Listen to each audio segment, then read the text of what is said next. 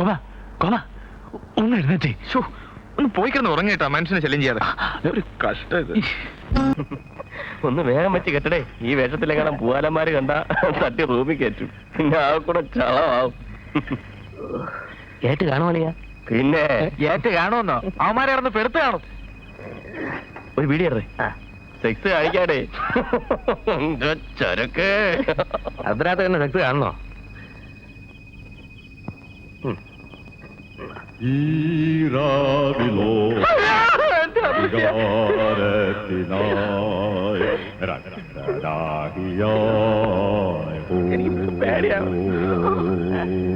ഇതിനെ പറ്റിയല്ലോ തകർന്നോ?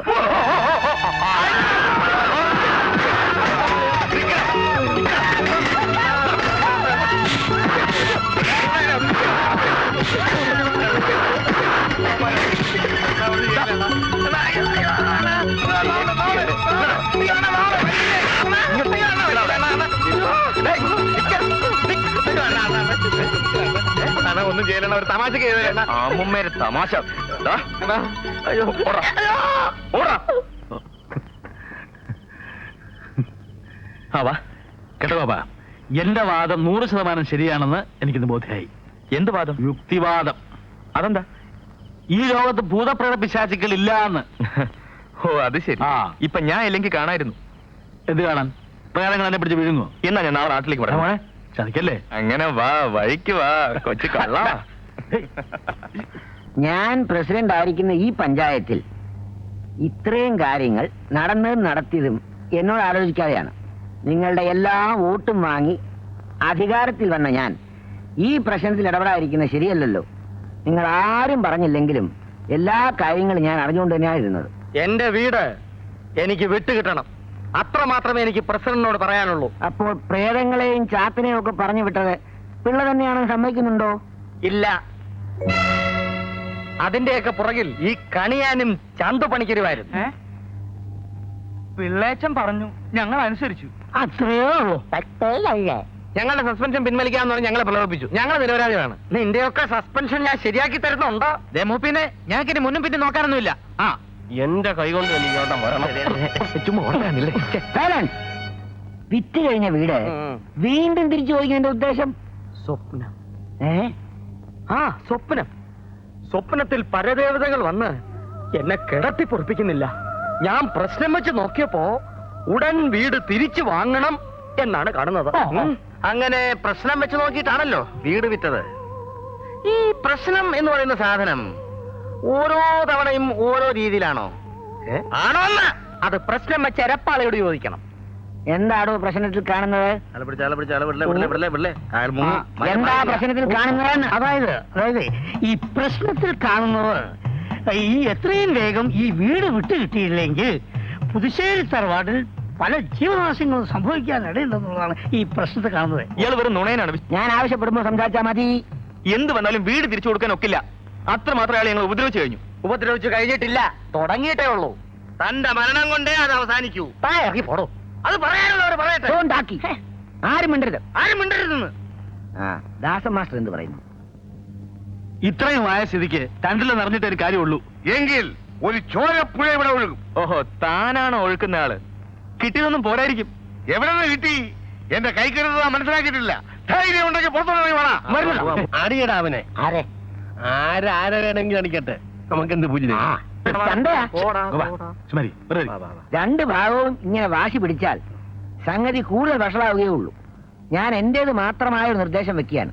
അതായത് പുതുശ്ശേരി തറവാട് എന്തൊക്കെ പറഞ്ഞാലും ഇരവി രാമപിള്ളയുടേതാണെന്ന് നമുക്കെല്ലാം അറിയാം. പക്ഷെ അത് ദാസൻ മാസ്റ്റർ കൈമാറിയിരിക്കുകയാണ്. പാലക്കാട്ടുകാരനായ ദാസൻ മാസ്റ്റർക്ക് താമസിക്കാൻ വേറൊരു വീട് ഇരവി രാമപിള്ള സംഘടിപ്പിച്ചു കൊടുക്കുകയാണെങ്കിൽ വീട് ഒഴിഞ്ഞു കൊടുക്കുന്നേ തെറ്റില്ല. വേറൊരു വീട് ശരിയാക്കി കൊടുക്കാൻ ഞാൻ തയ്യാറാണ്. വീട് ഒഴിയുന്ന കാര്യം ഒഴിച്ച് വേറെ എന്ത് വേണമെങ്കിലും പറയാം. വേറെന്തോന്ന്? തന്റെ അമ്മായിയമ്മയുടെ കല്യാണം. അയ്യോ, ദയവ് ഇത് പ്രശ്നം വഷളാക്കരുത്. ഞാനൊരു പഞ്ചായത്ത് പ്രസിഡന്റാണ്, അത് നിങ്ങളാരും മറക്കരുത്. മറക്കും. എന്ത് വില കൊടുത്തും ഞാൻ എന്റെ വീട് തിരിച്ചെടുക്കും. എന്ത് വില നൽകിയാലും വീട് തിരിച്ചു തരില്ല. ഈ നാട്ടിലെ തൊഴിലാളി വർഗം ദാസൻ മാസ്റ്റർ പുറകെ അണിനിരന്ന് കഴിഞ്ഞു. ഞാൻ എന്റെ അവസാനത്തെ നിർദ്ദേശം പ്രസിഡന്റ് മുമ്പാകെ വെക്കുകയാണ്. എല്ലാവരും കേട്ടോളി. പുതുശ്ശേരി തറവാട്ടിലെ ഈ രവി രാമൻപിള്ള ഇപ്പോൾ താമസിക്കുന്ന പുത്തൻ പുതിയ കോൺക്രീറ്റ് വീട് ഈ പുതുശ്ശേരി തറവാട്ടിന് പകരമായി ദാസൻ മാസ്റ്റർക്ക് കൊടുക്കുന്നതാണ്. പ്രസിഡന്റ്, ഇതിൽ കൂടുതൽ ഞാൻ എന്ത് വേണമെന്ന് നിങ്ങൾ തന്നെ പറയുക, തീരുമാനിക്കുക. ദാസമാസ്റ്റർ എന്ത് പറയുന്നു? എന്തിനാണ് ഈ മനുഷ്യനെ വെറുതെ ഭ്രാന്ത് പിടിപ്പിക്കുന്നത്? ഇപ്പോഴുള്ള ഈ നിർദ്ദേശം ഞാൻ പരിഗണിക്കുകയാണ്. പക്ഷേ നിയമപ്രകാരം വ്യക്തമായ രജിസ്ട്രേഷൻ കഴിഞ്ഞതിന് ശേഷം മാത്രമേ ഞങ്ങൾ ഈ വീട് ഒഴിഞ്ഞു കൊടുക്കുകയുള്ളൂ. നാളെ തന്നെ വീടിന്റെ രജിസ്ട്രേഷൻ നടത്താൻ ഞാൻ ഒരുക്കമാണ്. I am ready. ദാസറ്റ, ഈ വീടിന്റെ വില ദാസറ്റ മറന്നോ? നീ ഒന്നും മിണ്ടാതിരിക്കെ. മറ്റൊരാളുടെ ശാപമുള്ള വീട് നമുക്ക് വേണ്ട. താമസിക്കാൻ പുതിയൊരു വീട് കിട്ടുകയും ചെയ്യുമല്ലോ. ഇത് അവസാന തീരുമാനമായി കരുതാവോ? എനിക്ക് സമ്മതമാണ്. എനിക്ക് ഇത് നല്ല തീരുമാനമാണ്. എങ്കിൽ നാളെ തന്നെ രജിസ്ട്രേഷൻ. പിള്ളേച്ച് ഇങ്ങോട്ട് വാ. വാന്ന്. ദാസമാസ്റ്റർ വാ. താൻ പോ. വാ ദാസമാസ്റ്റർ, വാന്ന്. കൈയ്യെടു. പിടി. നാളെ തന്നെ ഞാനും കുടുംബവും ഇങ്ങോട്ടേക്ക് മാറും. മാഷ് അറിഞ്ഞോ? എന്ത്? ചായക്കടക്കാരൻ അയ്യപ്പനാരുടെ മോളെ കിണറ്റി ചാടി. റാണി, ഞാൻ ഡോക്ടറെ വിളിക്കാൻ പോവാ.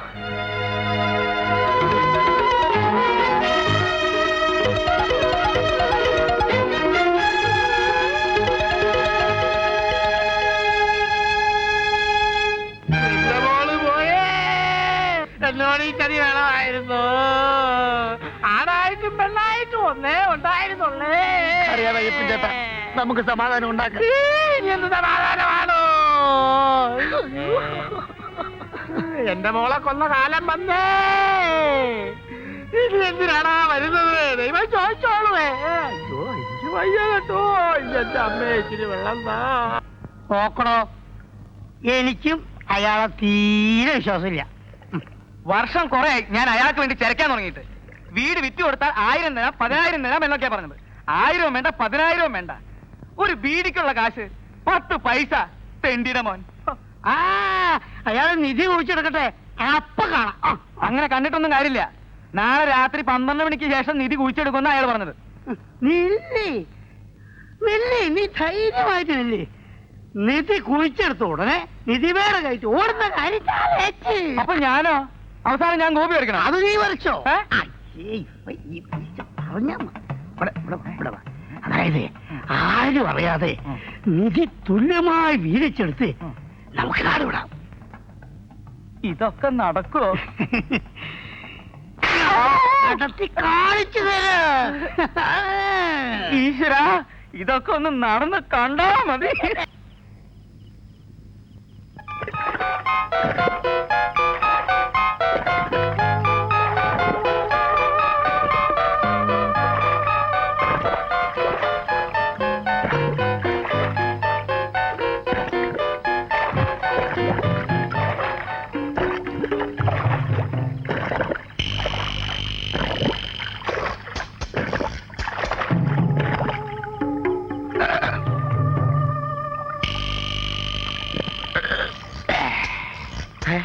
ഇങ്ങനെയാണോ വെള്ളം വറ്റിക്കുന്നേ? എന്റെ പൊന്നു മുതലാളി, ഈ വെള്ളം ആറ്റി തന്നാലേ കുളത്തിലെ വെള്ളം വച്ചു. എടോ കളിതമാശ കള. ഇപ്പൊ നേരം വെളുക്കും. നോക്കി നിൽക്കാതെ ഒന്ന് സഹായിക്കണോ? പ്രശ്നങ്ങൾക്കല്ലാതെ ദേഹം എനിക്ക് ശീലമില്ല. വേണ്ട, തനിക്കടോ. നടുവ് കൊളുത്തിയപ്പോഴാ പാത്രം ഞാൻ തോമയെ ഏൽപ്പിച്ചു. അതുവരെ ഞാനാ കോരിയത്. നോക്കി നിൽക്കാതെ കോരണോ? ഒന്ന് വേഗം കോരണോ? ആ കോരുന്ന ഒന്ന് വേഗം ആയിക്കോട്ടെ. ഒന്നൊന്ന് വേഗം ആയിക്കോട്ടെ.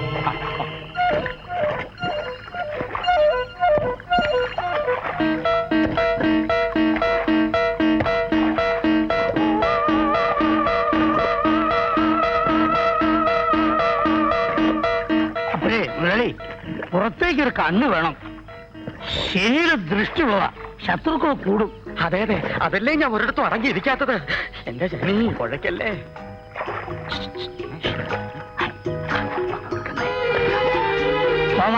തോമാ, മോനെ തോമാ. അവൻ വല്ലാതെ ക്ഷീണിച്ചു. നീ വല്ലാണ്ട് ക്ഷീണിച്ചിരിക്കാണല്ലോ. കുടിക്ക് തോമാ.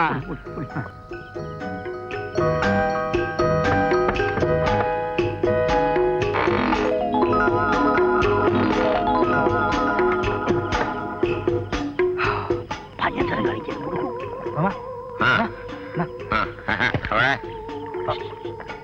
വെള്ളം കോരോ, വെള്ളം കോരോ, വെള്ളം കോരോ, വെള്ളം കോരാ. വെള്ളം.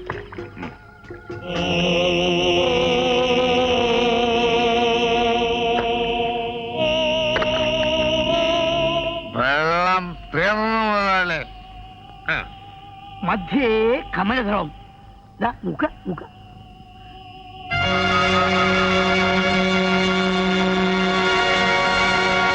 പാഴ കൊണ്ടുവാ. പാഴ വെട്ടി പൊളിക്കാൻ. പാഴ. എല്ലാരും കൂടെ അവസാനം എനിക്കിട്ട് പാര വെക്കൂടോ അന്തുവേ. കൂടപ്പറപ്പുകൾ എങ്ങനെ വിശ്വാസം ഇല്ലാണ്ടായ എങ്ങനെയാ പിള്ളേച്ച? അങ്ങനെ ഒരു അത്യാർത്ഥി ഞങ്ങൾക്ക് ഉണ്ടായിരുന്നെങ്കിൽ ആ മാഷെ കൂട്ടുപിടിച്ച് ഞങ്ങൾ ഇത് വെട്ടി പൊളിക്കില്ലായിരുന്നോ? നിധിയുടെ പൊടി പോലും മുതലാളി കാണില്ലായിരുന്നു. അത് ന്യായം. എടുത്തു കൂടെ ചന്തുവേ.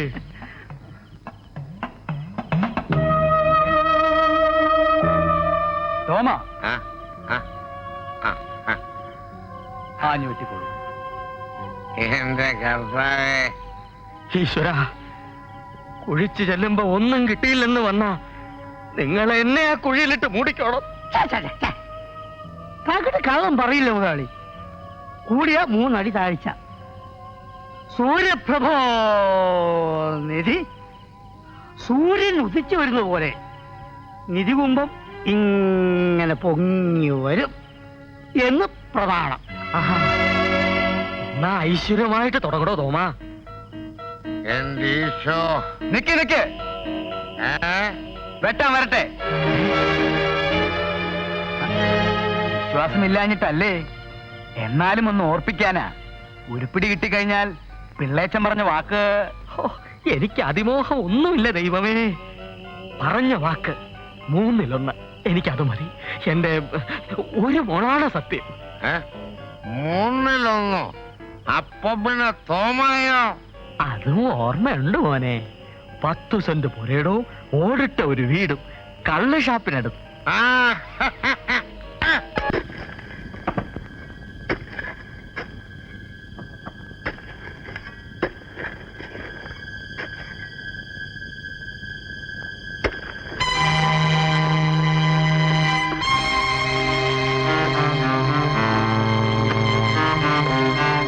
ഏറിപ്പൊടിയകത്ത് ഒരെണ്ണത്തിന്റെ തല പുറത്ത് കണ്ടുപോലും വിട്ട് ഞാൻ കൂടാനിക്കും. ആവശ്യമുള്ളപ്പോ വിളിക്കല്ല.